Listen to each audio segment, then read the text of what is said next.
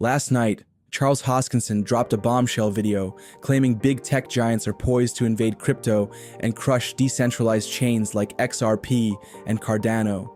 Naturally, panic followed. People are asking, is this the end of crypto as we know it? But hold on, because I think Charles is missing the forest for the trees. In this video, I'll break down why this fear might be overblown and how, ironically, it could signal a massive bullish wave for the entire crypto industry. Let's dive in. I've been trading crypto successfully for over 380 days, consistently closing every month in profit. In the last 90 days alone, my followers have earned over $29,000 in profits by copying my trades. Want to see my verified stats? Click the first link in the profile description and start copying my trades for free today. Let's dive into something that's going viral right now. Jason from the All In podcast is back at it, doubling down on his claim that XRP is a security. Honestly, I thought we had moved way past this debate. Judge Torres already made it clear that XRP is not a security. The SEC even acknowledged an XRP-linked cryptocurrency ETF, labeling XRP a commodity in the process. Plus, the SEC itself backtracked, saying they weren't calling XRP a security, but were only referring to some of Ripple's sales. Yet, here we are again. Some Bitcoin maxes just can't let go of this outdated narrative. Earlier today, Jason tweeted, XRP is a centrally controlled security. Is that even a question anymore? According to him, it's gospel from every crypto OG he talks to. But let's be real, that's the opposite of what's actually true. If the SEC treats it like Bitcoin, it's game over for securities laws. Chaos would erupt as countless startups flood the market, pumping out tokens like monopoly money. Investors would be left in the dust, watching as companies slowly sell off control and dismantle their own value. The fallout would be catastrophic. As for the rest of his argument, it's not even worth dissecting. He's missed the bigger picture entirely, proving just how out of touch he is with the reality of the situation. I kick things off by pointing out the obvious. A judge has already ruled against him, so his opinion here is moot. The verdict is clear. XRP is not a security, and even the SEC had to admit they got it wrong. But I couldn't resist diving in further, because understanding how flawed this argument really is makes all the fear-mongering look downright absurd. At the end of the day, code is just code. It's not a security, it's not an investment contract, and it's certainly not what they're trying to make it out to be. XRP is nothing more than a few lines of code, and once you see that, all the noise fades into irrelevance. A few lines of code cannot be an investment contract. XRP is just code, just like Bitcoin is code. No difference. But here's the kicker. The XRP ledger is truly decentralized, just like Bitcoin. Ripple, they only control one validator, one. They don't hold the power to dictate decisions for the entire XRP ledger. That power lies with the network, not a single entity. If Ripple wants to make changes, they need the whole community to agree. That's the beauty of decentralization, a system where no one party pulls the strings. It's open source, transparent, and untouchable, simple as that. The claim that XRP is centralized just doesn't hold water. There's no solid evidence to back it up. Sure, Ripple owns a significant chunk of XRP, and critics love to point to that. But here's the kicker. Owning a lot of XRP doesn't equate to controlling the XRP ledger. This isn't a proof-of-stake chain where power scales with holdings. Ripple's stash of XRP gives them zero control over the ecosystem, no more than early Bitcoiners wield control over Bitcoin just because they got in early. Michael Saylor holds a mountain of Bitcoin, but here's the kicker, it doesn't matter. Owning a fortune in Bitcoin doesn't grant him any more power over the protocol itself. There's no difference between Bitcoin and XRP in this respect, yet somehow one is labeled a security while the other isn't. The irony?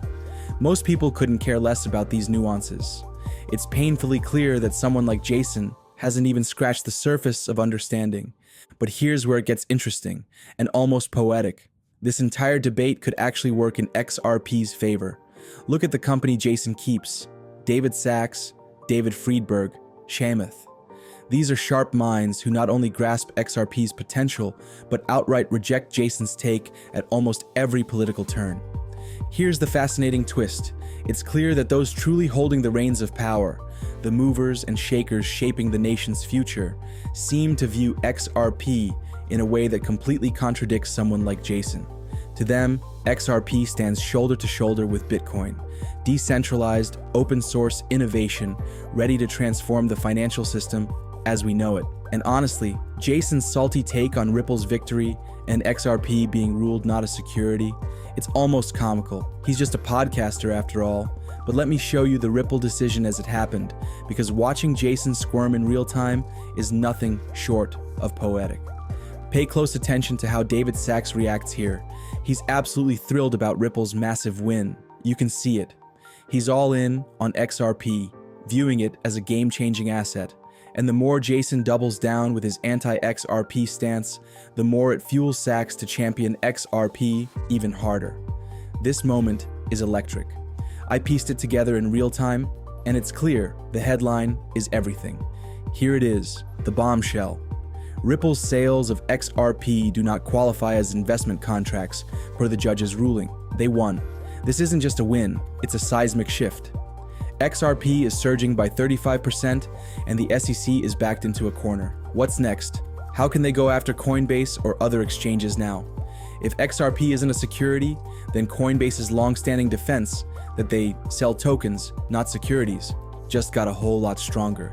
The SEC's cornerstone argument just crumbled, and the crypto market is on fire. This is a seismic moment. The wild twist?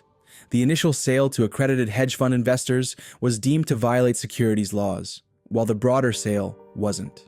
Logically, you'd expect the opposite. But here we are, witnessing a game-changing turn of events. I just heard from Brad Garlinghouse. He's elated, vindicated, and ready to celebrate. Yes, we won, he told me. The triumph is palpable. Meanwhile, I'm sitting here thinking, maybe it's time to launch Jcoin and fuel startups with tokens.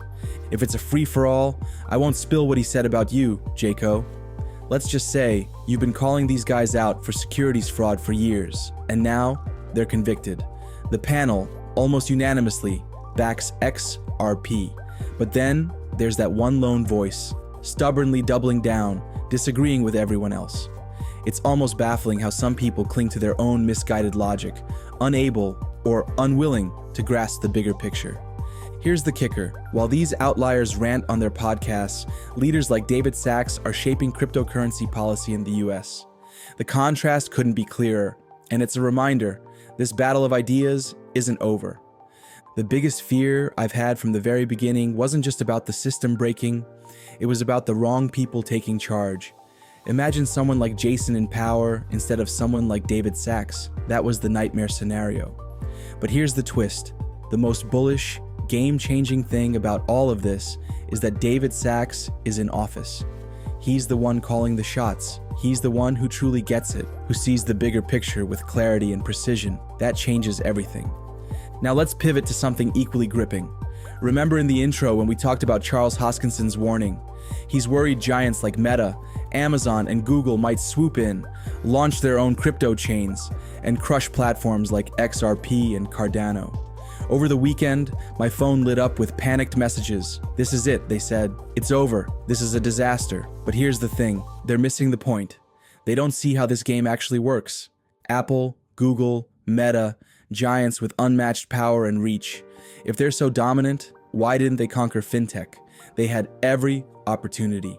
Yet Venmo reigns as the king of payments. Cash App, right there beside it. And Apple Pay, barely a ripple. Google Pay, practically invisible. If domination were as simple as launching a product and declaring, "This is the future," wouldn't they have crushed Venmo and Cash App by now? But they didn't, and they can't. These tech titans are unstoppable in their core arenas, but when it comes to niche ventures like payments, or more importantly, blockchain, they falter. Why? Because their strength doesn't always translate. They stumble where others thrive. And in the race for blockchain supremacy, their weaknesses are glaring. What looks like limitless power is actually a colossal disadvantage against smaller, more agile players. The giants are vulnerable, the cracks are showing. A massive disadvantage. Apple and Google can't just conjure up a decentralized blockchain overnight. Ripple's been in the game with XRP for over 13 years, building something that simply can't be replicated. The liquidity they've amassed, the partnerships they've forged, These are foundations no newcomer can recreate. What we'll likely see is Apple or Google stepping in with sleek wallets, offering users an easy way to connect to decentralized chains. Will these wallets succeed? Maybe, maybe not. But let's be clear, a wallet doesn't disrupt the infrastructure of the XRP ledger. It doesn't replace it. What it does is open the floodgates, bringing waves of users into these decentralized networks. Imagine a world where everyone holds cryptocurrency in the palm of their hand, right on their phone. Whether or not people fully embrace it for security reasons is another story, but the ripple effect is undeniable. It sparks mass adoption, drawing more users into the crypto revolution. But here's the twist. Apple isn't about to launch its own decentralized network. It's not their game. They're a centralized giant, and reinventing the wheel would leave them perpetually chasing shadows. Big companies often dip their toes into new territories, hoping to strike gold. Sometimes they do. Most times, they're just playing catch-up. Will Apple get lucky this time? So far, the big tech giants have barely made a ripple in the world of finance. Apple's big move? A credit card that's mostly an afterthought. Their ventures into fintech have been underwhelming, and it's no mystery why. They're not fintech companies. Now, I get what Charles Hoskinson is saying about these companies stepping into crypto. They probably will, but the idea that they'll somehow overthrow the layer 1 blockchains that have been battle-tested for over 13 years, that's a stretch. If anything, their involvement only strengthens the case for crypto.